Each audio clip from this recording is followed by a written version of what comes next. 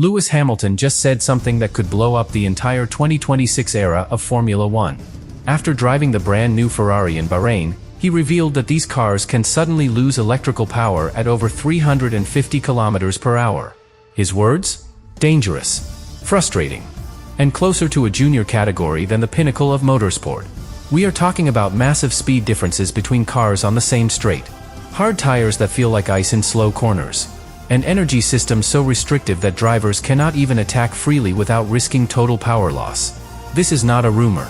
This is a 7-time world champion openly challenging the FIA's promise that 2026 would be safer, smarter, and more exciting. And if what Hamilton experienced in Bahrain is accurate, the governing body may have a serious credibility problem before the season even begins. Stay with me, because what he exposed could force emergency changes to the regulations. And once you hear the full picture, you will understand why the FIA might be in bigger trouble than anyone expected. Bahrain was not supposed to feel like this. Pre-season testing is usually controlled, polite, almost rehearsed. Drivers step out of the car and say the same safe phrases. We're learning. It's early days. We'll see where we are in Melbourne. Lewis Hamilton did not follow that script. He completed his program in the 2026 Ferrari. Long runs, deployment simulations, high fuel race pace, qualifying style pushes. On the surface, everything looked calm. But inside the cockpit, something felt wrong. On the main straight, full throttle, the car surged forward with electric deployment active. It felt strong, stable, fast. Then, without warning, the electrical boost dropped off. Not gradually, not smoothly. It just disappeared. The acceleration curve changed instantly. And at that speed, that sensation is violent. Hamilton later described that moment as dangerous and frustrating. And this is where the problem begins. Under the new regulations, energy deployment is tightly restricted. Drivers cannot deploy freely whenever they want. The system manages when and how much power is released. So if one car is deploying energy and the car ahead is harvesting, the difference in speed becomes dramatic. We are not talking about a small variation. We are talking about a closing rate that can surprise even experienced drivers. Imagine approaching a rival at over 350 km per hour. You commit to the slipstream. You plan the overtake. But suddenly, the car in front loses electrical boost and slows more than expected. The gap collapses. Your reaction window shrinks to almost nothing. That is not theoretical. That is a scenario Hamilton experienced in testing conditions. Now multiply that by race traffic, by dirty air, by pressure, and you begin to understand why he chose the word dangerous. But that was only half of his concern. The other half lies in how the car behaves in slow corners. With reduced aerodynamic load and extremely hard tire compounds, the cars are sliding significantly. Hamilton compared the feeling to driving on ice. On ice. For a machine that represents the pinnacle of engineering, that description is unsettling. And then came the comparison that really stung. He said it feels like a junior category. That is not just criticism. That is a direct contradiction of the FIA's narrative. Because the governing body has promised that 2026 would be smarter, more advanced, more refined. Yet here is one of the greatest drivers in history suggesting the driving experience feels less sophisticated, less connected, less natural. And here is the deeper issue most people are missing. Hamilton is not struggling for pace. This is not frustration from being slow. This is feedback from a driver who understands how a Formula One car should communicate through the steering wheel, through the throttle, through the chassis. When that communication becomes inconsistent, trust erodes. And in racing, trust is everything. If a driver cannot trust the car to deliver predictable power at full speed, hesitation creeps in. And hesitation at extreme velocity is costly. Now think about what this means politically. The FIA has invested heavily in presenting these regulations as the future. Sustainable. Relevant to road car technology. A necessary evolution. But if the drivers are publicly highlighting safety concerns and unnatural driving characteristics before the first race even begins, perception starts shifting. Fans begin asking questions. Teams begin recalculating risk. Sponsors begin paying attention. And this is only the first layer. Because once we look at how these energy rules interact with active aerodynamics and the new tire philosophy, the situation becomes even more complex.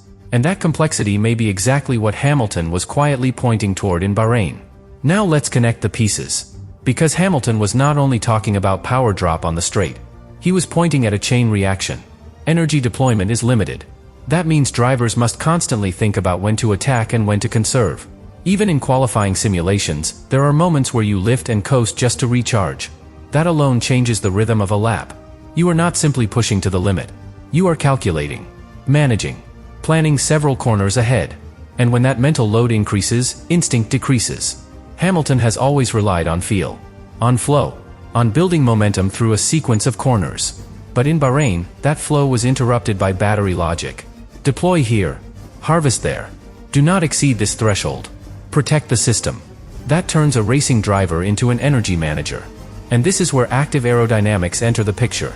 The new regulations rely heavily on movable aerodynamic elements. Low drag on the straights, higher load in the corners. In theory, it sounds efficient. In practice, drivers have reported moments where the transition is not perfectly seamless. If the rear wing closes even slightly later than expected before a braking zone, rear stability changes instantly. At high speed, that is not a small detail. That is a potential loss of control. Combine that with hard tires that are difficult to warm up.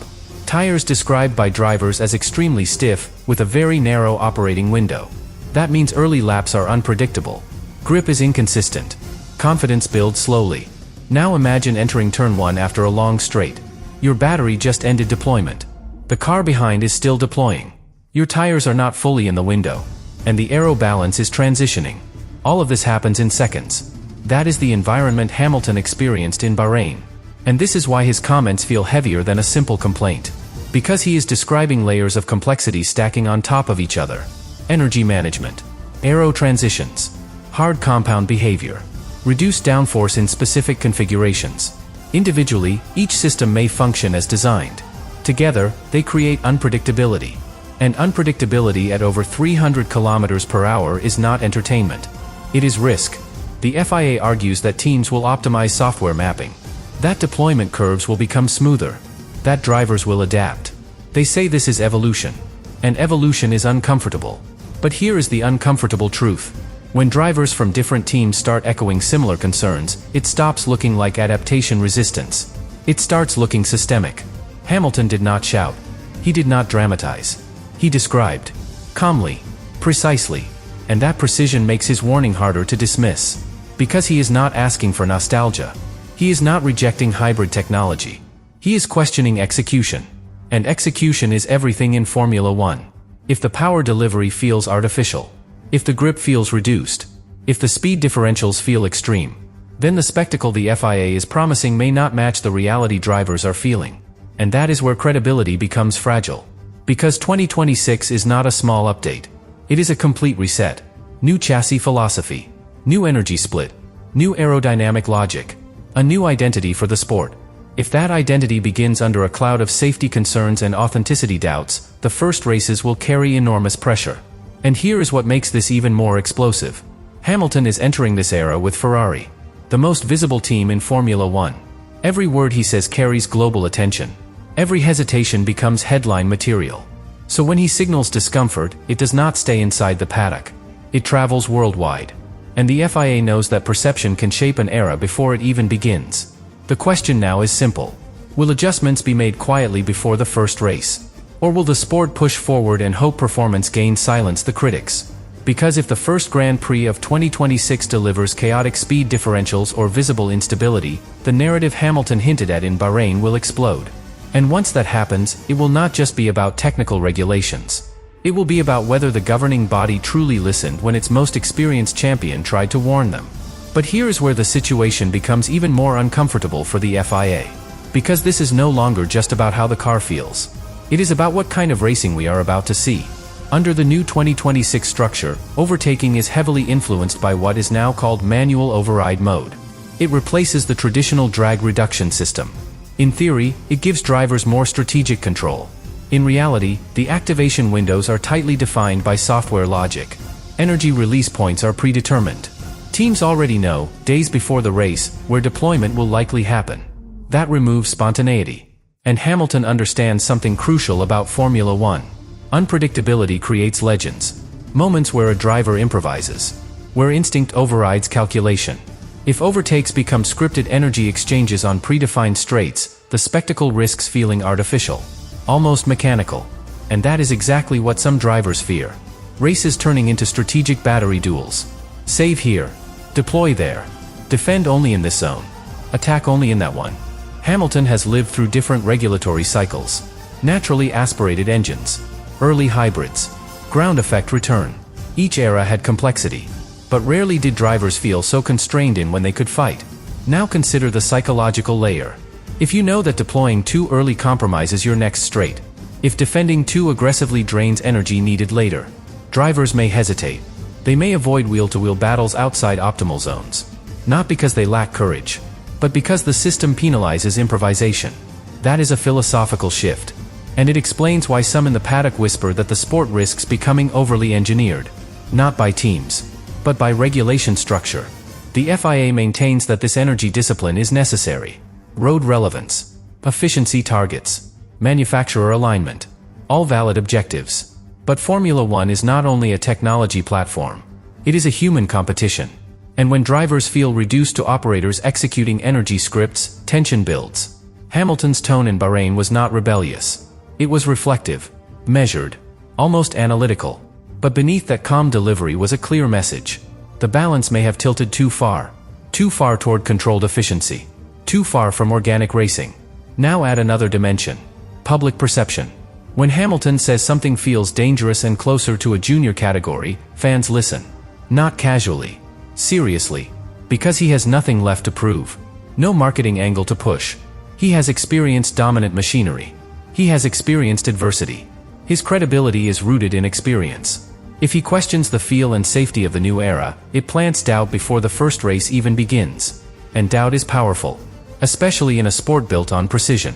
Behind closed doors, engineers continue simulations, refining deployment curves, smoothing transitions, adjusting calibration. But regulation frameworks are not easily rewritten months before launch. If major changes are needed, they require agreement, consensus, political negotiation, and time. Time is something the 2026 era does not have much of. The calendar is approaching fast. Manufacturers have invested heavily. Marketing campaigns are preparing to promote the new sustainable identity. Yet the drivers, the faces of the sport, are signaling discomfort. And here is the underlying tension no one wants to say out loud. If the first race of 2026 delivers visible instability, extreme closing speed incidents, or awkward energy management battles, the narrative Hamilton hinted at in Bahrain will become reality. Not theory. Reality. And once fans associate the new era with artificiality or safety anxiety, rebuilding trust becomes extremely difficult. So the FIA faces a decision. Adjust quietly and admit that refinement was necessary. Or push forward and trust that performance gains will silence criticism. But Lewis Hamilton has already done something irreversible. He exposed the gap between promise and sensation, between presentation and experience. And once that gap is visible, it cannot be unseen. Now the only question left is this: will 2026 be remembered as the boldest innovation in modern Formula One? Or as the moment when the sport drifted too far from the very drivers who define it?